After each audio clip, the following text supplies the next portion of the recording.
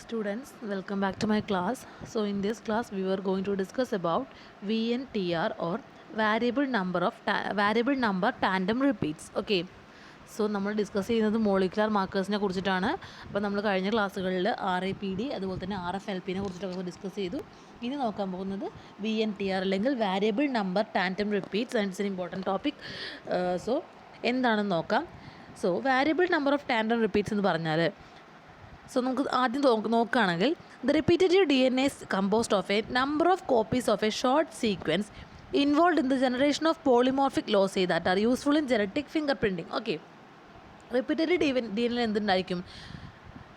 ഒരുപാട് ഷോർട്ട് സീക്വൻസിന് number of copies ഉണ്ടായിരിക്കും. അതെന്തുണ്ടാവും? അതിൽ നമ്മൾ എന്തുണ്ടാവുന്നുണ്ട്? പോളിമോർഫിക് ലോസേ ഉണ്ടാവുന്നുണ്ട്. അതാണ് നമ്മൾ എന്ത് യൂസ് ചെയ്യുന്നത്? ജനറ്റിക് ഫിംഗർ പ്രിൻറ്റിങ്ങിന് യൂസ് ചെയ്യുന്നത്. Also known as hyper variable regions. നമുക്ക് അവരെന്ത് വിളിക്കാം? ഹൈപ്പർ വാരിയബിൾ റീജിയൻസ് എന്ന് വിളിക്കാം. ഓക്കെ, അതായത് എന്താണ്? ഒരു ഷോർട്ട് സീക്വൻസിന് നമ്പർ ഓഫ് കോപ്പീസ് എന്തെങ്കിലും ഉണ്ടായിരിക്കും, റിപ്പീറ്റഡ് DNA ഉണ്ടായിരിക്കും. എന്നാണ് റിപ്പീറ്റഡ് DNA എന്ന് പറയുന്നത്. നമ്പർ ഓഫ് കോപ്പീസോ ഷോർട്ട് സീക്വൻസിന് നമ്പർ ഓഫ് കോപ്പീസ് അതിൽ ഉണ്ടായിരിക്കുക. അത് നമുക്ക് എന്ത് ചെയ്യാൻ പറ്റും? അപ്പോൾ അതിൻ്റെ ലെങ്ത് ഒക്കെ ഡിഫറെൻ്റ് ആയിരിക്കും. അതുകൊണ്ട് പോളിമോർഫിക് ആണ്. അതുകൊണ്ട് തന്നെ അത് എന്തിന് യൂസ് ചെയ്യാൻ പറ്റും? ജനറ്റിക് ഫിംഗർ പ്രിൻറ്റിങ്ങിൽ യൂസ് ചെയ്യാൻ പറ്റും. അങ്ങനെ അതിന് പറയുന്ന വേറെ പേരാണ് ഹൈപ്പർ വാരിയബിൾ റീജിയൻസ് എന്ന്. Okay, a variable number tandem repeat എന്ന് പറഞ്ഞാൽ it is a location in a genome ആണ് where a short nucleotide sequence is organised as a tandem repeat. എന്താണ് VNTR എന്ന് പറഞ്ഞാൽ? ഒരു ജീനോമിലെ ലൊക്കേഷനാണ്. അവിടെ ഒരു ഷോർട്ട് ന്യൂക്ലിയോടൈഡ് സീക്വൻസ് എന്ത് ചെയ്യുന്നുണ്ട്? ടാൻഡം റിപ്പീറ്റ് ആയിട്ട് ഓർഗനൈസ് ചെയ്തിട്ടുണ്ട്. ഒരു ഷോർട്ട് ന്യൂക്ലിയോടൈഡ് സീക്വൻസ് റിപ്പീറ്റ് ചെയ്തുകൊണ്ടേ ഇരിക്കുക. ഓക്കെ, അതിനാണ് നമ്മൾ എന്ത് പറയുന്നത്? വാരിയബിൾ നമ്പർ ടാൻഡം റിപ്പീറ്റ് എന്ന് പറയുന്നത്. So it's a location in a genome where a short nucleotide is organised as a tandem repeat. Tandem repeat എപ്പോഴാണ് DNA ഉണ്ടാവുന്നത്? When a pattern of 2 or more nucleotides is repeated and repetitions are directly adjacent to each other. ഒരു DNA tandem repeats കാണുന്നത് എങ്ങനെയാണ്? 2 or more nucleotides എന്ത് ചെയ്യുന്നു? Repeat ചെയ്തുകൊണ്ടേ ഇരിക്കുന്നുണ്ടാവും. And repetitions എന്തായിരിക്കും? അഡ്ജസൻ്റ് ആയിരിക്കും. ഓക്കെ, അപ്പോൾ ഒരു എക്സാമ്പിൾ പറയുകയാണെങ്കിൽ ഇപ്പോൾ ഇവിടെ നോക്കൂ, ATCG ATCG ATCG. ഓക്കെ, ഇവിടെ എന്താണ്? In which the sequence ATTCG ആണ്. ATTCG is repeated 3 times. ഇവിടെ എന്ത് ചെയ്യുന്നുണ്ട്? ATTCG അതുപോലെ തന്നെ ATTCG. ആ ATTCG എന്നുള്ള സീക്വൻസ് എന്ത് ചെയ്യുന്നുണ്ട്? 3 പ്രാവശ്യം എന്ത് ചെയ്തു? റിപ്പീറ്റ് ചെയ്തു അല്ലേ? അപ്പോൾ ഇതെന്താണ്? ടാൻഡം റിപ്പീറ്റ് ആണ്. So it occur in DNA when a pattern of 2 or more nucleotides എന്ത് ചെയ്യുന്നു? റിപ്പീറ്റ് ചെയ്യുന്നു. ആ റിപ്പീറ്റേഷൻസ് എന്താണ്? Directly adjacent to each other ആണ്. ഓക്കെ, അതാണ് ടാൻഡം റിപ്പീറ്റ് എന്ന് പറയുന്നത്. So this can be found on many chromosomes and often show variations in length between individuals. അപ്പോൾ ഇവർ ഒരുപാട് ക്രോമസോംസിൽ കാണാം. ഈ ഇതിൻ്റെ ലെങ്ത് എന്ന് പറയുന്നത് ഇങ്ങനെ ഉണ്ടാവുന്ന ഇപ്പോൾ ഈ സീക്വൻസ് ഇതിപ്പോൾ ഇത്ര ലെങ്ത് ഉണ്ടല്ലോ, ഇതിപ്പോൾ എന്താണ് ATTCG എന്ന് പറഞ്ഞ സീക്വൻസ് അല്ലേ, അത് 3 പ്രാവശ്യം കാണുന്നുണ്ട്.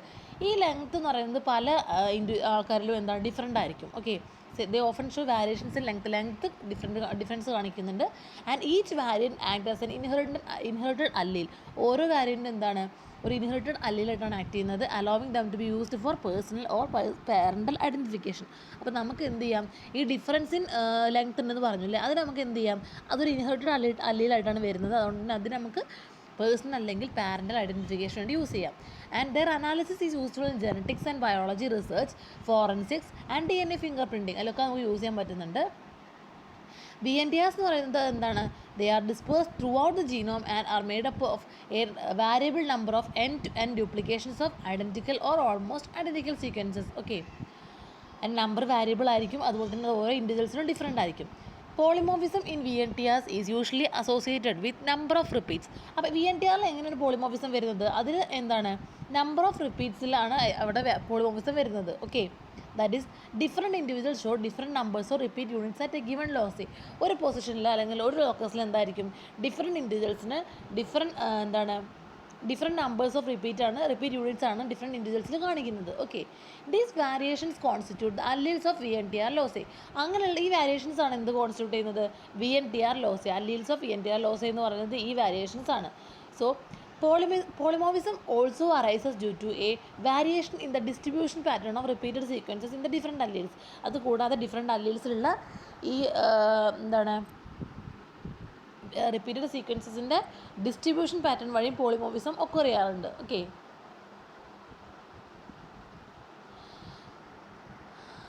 അപ്പോൾ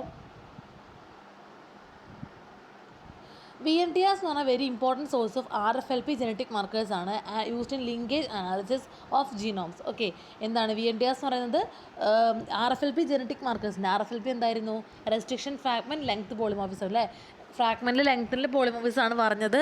അപ്പോൾ അത് ഈ VNTRs അവിടെ എന്താ ഒരു important source of RFLP genetic മാർക്കേഴ്സിൻ്റെ ഒരു ഇമ്പോർട്ടൻറ്റ് സോഴ്സ് ആണ് എന്ത് VNTR എന്ന് പറയുന്നത്. VNTRs എന്ന് പറയുന്നത് ആൻഡ് ലിങ്കേജ് അനാലിസിസിൽ യൂസ് ചെയ്യാറുണ്ട്. And also now that many genomes have been sequenced, VNTRs have become essential to forensic crime investigations via DNA fingerprinting. DNA fingerprinting വെച്ചിട്ട് നമ്മൾ എന്ത് ചെയ്യാറുണ്ട്? ഫോറൻസിക് ക്രൈം ഇൻവെസ്റ്റിഗേഷൻ ഒക്കെ ചെയ്യാറുണ്ട്. അതിലൊക്കെ ഈ VNTR എന്താ എസെൻഷ്യലാണ്. അതുപോലെ തന്നെ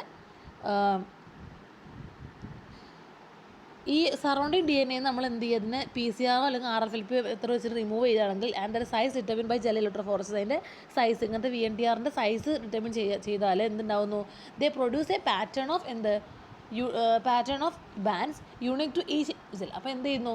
അതൊരു പാറ്റേൺ ഓഫ് ബാൻഡ്സ് ഉണ്ടാകുന്നു which is unique to each individual. ഓരോ ഇൻഡിവിജ്വലിനും എന്താണ് അതിൻ്റെ പാറ്റേൺ ഓഫ് ബാൻഡ്സ് എന്ന് പറയുന്നത് യുണീക്ക് ആയിരിക്കും. And when tested with a group of independent VNTR markers, independent ആയുള്ള VNTR മാർക്കേഴ്സ് വെച്ച് ടെസ്റ്റ് ചെയ്യുകയാണെങ്കിൽ എന്താണ് രണ്ട് അൺറിലേറ്റഡ് ആയുള്ള ഇൻഡിവിജ്വൽസിന് എന്തായിരിക്കും? Having the same allele pattern is extremely improbable. ഒരിക്കലും റിലേഷൻ ഇല്ലാത്ത ഇൻഡിവിജ്വൽസിന് എന്തുണ്ടാവും? സെയിം അല്ലലിക് പാറ്റേൺ ഒരിക്കലും വരില്ല. ഓക്കെ, സോ നമ്മൾ ഈ VNTR അനാലിസിസ് നമ്മൾ ജനറ്റിക് ഡൈവേഴ്സിറ്റിയിലും ബ്രീഡിംഗ് പാറ്റേൺ സ്റ്റഡി ചെയ്യാനൊക്കെ യൂസ് ചെയ്യാറുണ്ട്. ഇനി VNTR എന്ന് പറയുന്നത് ക്ലാസിഫൈഡ് ഇൻറ്റു 2 ടൈപ്സ്. VNTRs 2 ടൈപ്പായിട്ട് ക്ലാസിഫൈ ചെയ്തിട്ടുണ്ട്. They are microsatellite DNA അല്ലെങ്കിൽ STR and minisatellite DNAs. രണ്ടെണ്ണമായി ഡിവൈഡ് ചെയ്തിട്ടുണ്ട്, microsatellite DNA and minisatellite DNA. എന്താണ് മൈക്രോ സാറ്റലൈറ്റ് DNA അല്ലെങ്കിൽ STR നോക്കാം. Microsatellite DNA is a type of sequence repeated many times in the genome. ഒരു type of sequence ആണ് micro satellite DNA എന്ന് പറയുന്നത്. അത് ഒരു ജീനോമിൽ ഒരുപാട് തവണ റിപ്പീറ്റഡ് വരുന്നുണ്ട്. Okay, A short tandem repeat അല്ലെങ്കിൽ എന്താണ് മൈക്രോ സാറ്റലൈറ്റ് DNAയുടെ വേറെ പേരാണ് STR അല്ലെങ്കിൽ short tandem repeat. So A short tandem repeat എന്ന് പറഞ്ഞാൽ in DNA occurs when a pattern of 2 or more nucleotides are repeated and the repeated sequences are directly adjacent to each other. 2 or more nucleotides ഉള്ള ഒരു എന്താണ് DNA-യിൽ എന്തുണ്ട്? Pattern of 2 or more nucleotides, ഒരു 2 or more nucleotidsൻ്റെ ഒരു pattern repeat ചെയ്തുകൊണ്ടേയിരിക്കുക. ആ repetition എന്തായിരിക്കും? Adjacent ആയിരിക്കും. അതിനാണ് നമ്മൾ എന്ത് പറയുന്നത്? ഷോർട്ട് ടാൻഡം റിപ്പീറ്റ് എന്ന് പറയുന്നത്. ദേ contain 10 to 100 repeats of 2 to 9 base pairs. അത് 2 to 9 ബേസ് പെയർസ് ആണ് ഉണ്ടാവും അതിൽ. അങ്ങനെ 10 to 100 റിപ്പീറ്റ്സ് വരെ വരാം. For example CATG n times in A genomic region എന്ന് പറയുന്നത് എന്താണ്? It is typically in the non coding region. CATG എന്നുള്ളതൊരു എക്സാമ്പിളാണ്, നോൺ കോഡിംഗ് റീജിയനിലാണ് വരുന്നത്. പിന്നെ A short tandem repeat polymorphism occurs when homologous STR loci differ in the number of repeats between individuals. Okay, അപ്പോൾ ഇതിന് polymorphism വരുന്ന എപ്പോഴാണ്? Individuals തമ്മിൽ ഇതിന് എന്താണ് നമ്പർ ഓഫ് റിപ്പീറ്റ്സ് ഡിഫറൻസ് ഉണ്ടെങ്കിലാണ് എന്തുണ്ടാവുക? അതിന് പോളിമോർഫിസം കാണിക്കുക. So by identifying repeats of a specific sequence at specific location in the genome, it is possible to create a genetic profile of an individual. അപ്പോൾ നമുക്ക് എന്ത് ചെയ്യാൻ പറ്റും? ഒരു ഇൻഡിവിജ്വലിൻ്റെ ജനറ്റിക് പ്രൊഫൈൽ ഉണ്ടാക്കണമെങ്കിൽ നമുക്ക് എന്ത് ചെയ്യാം? സ്പെസിഫിക് സീക്വൻസിൽ റിപ്പീറ്റ്സ് ഏത് സീക്വൻസിലാണ് ആ ഇൻഡിവിജ്വലിൻ്റെ വരുന്നത്, ആ ജീനോമിൻ്റെ ഏത് ലൊക്കേഷനിലാണ് നമുക്ക് ഐഡൻറ്റിഫൈ ചെയ്താൽ അത് എന്തായിരിക്കും? ആ ഇൻഡിവിജ്വലിന് സ്പെസിഫിക് ആയിരിക്കും. അപ്പോൾ ഒരു ജനറ്റിക് പ്രൊഫൈൽ ആ ഇൻഡിവിജ്വലിന് ഉണ്ടാക്കാൻ പറ്റും. The STR analysis has become the prevalent analysis method for determining genetic profiles in forensic cases. Okay. So they are also called short tandem repeats എന്ന് പറയുന്നു, അല്ലെങ്കിൽ സിമ്പിൾ സീക്വൻസ് റിപ്പീറ്റ്സ് എന്ന് പറയുന്നു. So when exactly 2 nucleotides are repeated, അപ്പോൾ 2 nucleotide മാത്രമാണ് repeat ചെയ്യുന്നതെങ്കിൽ നമ്മൾ അതിനെ വിളിക്കുന്നു? നമ്മൾ അതിനെ വിളിക്കുന്ന പേരാണ് എന്ത്? ഡൈന്യൂക്ലിയോട്ടൈഡ് റിപ്പീറ്റ് എന്ന് പറയും. എക്സാമ്പിൾ AC അങ്ങനെ റിപ്പീറ്റ് ചെയ്ത് വരികയാണെങ്കിൽ നമുക്ക് എന്ത് വിളിക്കാൻ വേണ്ടി? അവിടെ AC എന്നുള്ളതാണ് റിപ്പീറ്റ് ചെയ്തത് അല്ലേ?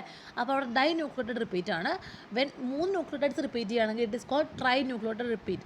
So for example CAG repeat ചെയ്ത് വരികയാണെങ്കിൽ CAG 3 ന്യൂക്ലിയോട്ടൈഡ് റിപ്പീറ്റ് ചെയ്തു. So trinucleotide repeat. When number is not known, അവിടെ നമുക്ക് നമ്പർ അറിയില്ലെങ്കിൽ നമ്മൾ എന്ത് ചെയ്യുന്നു? വാരിയബിൾ ആണ് അല്ലെങ്കിൽ ഇറലവൻ്റ് ആണെങ്കിൽ it is sometimes called variable number tandem repeat. അപ്പോഴാണ് നമ്മൾ എന്ത് പറയുന്നത്? Variable number tandem repeat. ഒരുപാട് ന്യൂക്ലിയോട്ടൈഡ്സ് എന്ത് റിപ്പീറ്റ് ചെയ്ത് വരിക, അതിന് നമ്പർ അറിയില്ല. സോ VNTR ആണ് VNTR അല്ലെങ്കിൽ വാരിയബിൾ നമ്പർ ടാൻഡം റിപ്പീറ്റ് എന്ന് പറയുന്നത്. Because microsatellites are widely dispersed in eukaryotic genomes, are highly variable ആണ് and are PCR based ആണ്. അതുപോലെ തന്നെ ഈ എന്താണ്? PCR-നെ ബേസ് ചെയ്തിട്ടാണ്.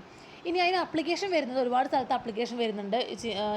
Involve applications in forensics. അതുപോലെ തന്നെ ഫോറൻസിക്സ് എന്താണെന്ന് വെച്ചാൽ ഈ micro satellite lossy are widely used for forensic identification and relatedness testing. നമ്മളിപ്പോൾ പെറ്റേണിറ്റി അല്ലെങ്കിൽ റിലേറ്റഡ്നെസ് ടെസ്റ്റിങ്ങിലൊക്കെ നമുക്ക് യൂസ് ചെയ്യാം ഈ മൈക്രോ സാറ്റലൈറ്റ് ലോസെ. നമുക്കൊരു ജനറ്റിക് മാർക്കറായിട്ട് തന്നെ യൂസ് ചെയ്യാം. Okay, in forensic identification cases the goal is typically to link a suspect with a sample of blood. നമ്മൾ എന്ത് ചെയ്യുന്നു, ഇപ്പോൾ ഒരു ക്രൈം നടന്ന സ്ഥലത്ത് നമുക്ക് എന്ത് ചെയ്യണം, ഒരു സാമ്പിൾ ഓഫ് ബ്ലഡ് കിട്ടി, അത് നമ്മൾ സംശയിക്കുന്ന വ്യക്തിയുമായിട്ട് ലിങ്ക് ചെയ്യാമെന്ന് വിചാരിക്കുക. Okay, so alternatively the goal may be to link a sample found on a suspect's clothing with a victim. അങ്ങനെയൊക്കെ ആയിരിക്കാം.